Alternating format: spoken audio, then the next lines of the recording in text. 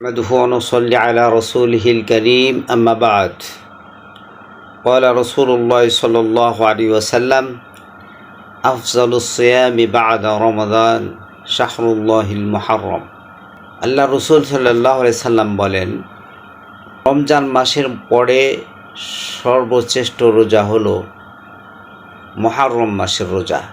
মুহররম মাসের আশুরার দিন রোজা সম্পর্কে আল্লাহ রসুল বলছেন, আহতাসিবু আলাল্লাহি আইয়ুকাফিরাস সানাতাল্লাতী ক্বাবলাহ, যে আমি আশা রাখি আশুরার দিন যে রোজা রাখবে তার পূর্ববর্তী 1 বছরের গুনাহ আল্লাহ পাক মাফ করে দেবেন। এই জন্য আশুরার রোজা অত্যন্ত গুরুত্বপূর্ণ। আর সেই রোজা হলো আগামীকাল।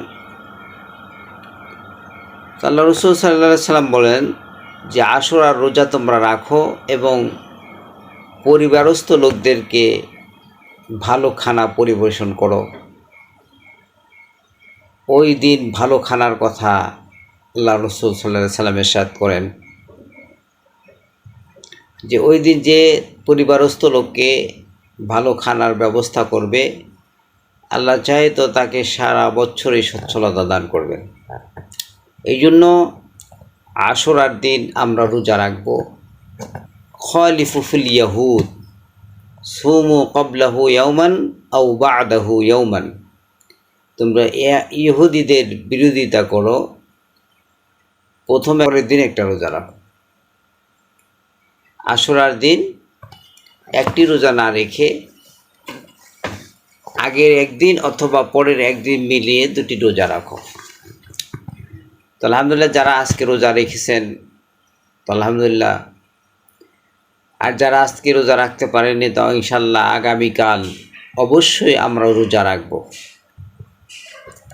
আগামীকালের রোজা সবচেয়ে গুরুত্বপূর্ণ।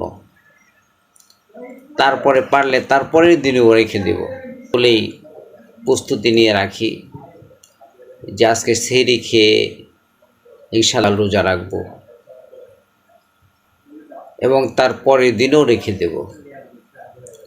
আল্লাহ রাব্বুল আলামিন আমাদের সবাইকে বুঝ দান করুন।